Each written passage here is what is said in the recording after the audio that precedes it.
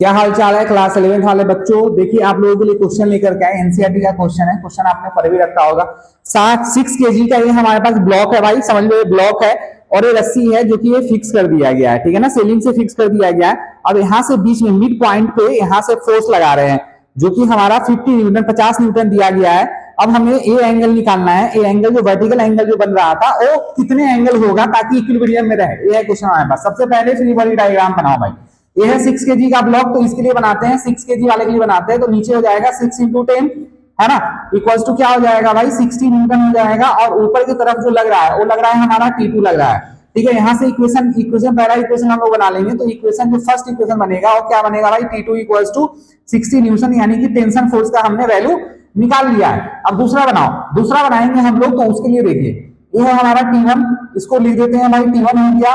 और ये एंगल को मान लेते हैं हमारा एंगल जो है यही एंगल हमें फाइंड आउट करना है जिसको हमने थीटा माना है, ठीक है जी। और नीचे लग रहा है भाई T2 लग रहा है, ठीक है।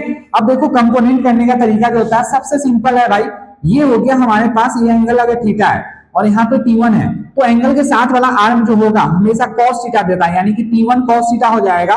और एंगल से दूर जो आर्म होगा वो क्या हो जाएगा, T1 sin थीटा हो जाएगा। समझ आया।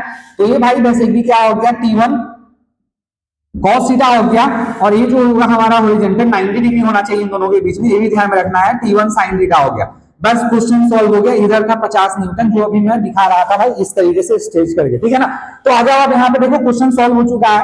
इसको इन दोनों को आपस में इक्वल होगा, हॉरिजॉन्टल फोर्स को इक्वल कर दो। T1 sin theta equals to 50 newton. क्या ये क्लियर है। अब वर्टिकल फोर्स को इक्वल करो भाई, इसको इक्वेशन नंबर 2 बोल दिया मैंने। वर्टिकल को इक्वल करो यानी कि T1 cos theta equals to क्या हो जाएगा भाई, T2 हो जाएगा, इक्वेशन नंबर 3। अब इसका वैल्यू इसमें सब्स्टिट्यूट कर देते हैं बच्चों। तो देखो कितना सिंपल है, T1 cos theta equals to आ गया हमारे पास 60 न्यूटन, क्योंकि यहाँ पे T2 का वैल्यू हमने कैलकुलेट कर लिया था कि 60 न्यूटन है।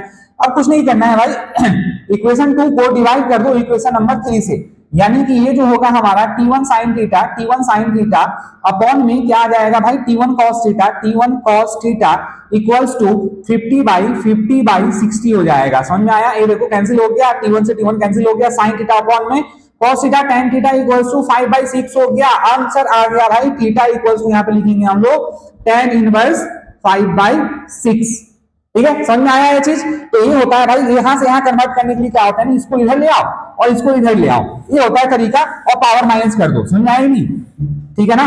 ये थीटा यहां से निकाल लेंगे हम लोग, इस स्टेप पे नहीं छोड़ेंगे, यहां से यहां पे लिखेंगे, ठीक है बच्चों। ठीक है, मिलते हैं नेक्स्ट क्वेश्चन के साथ।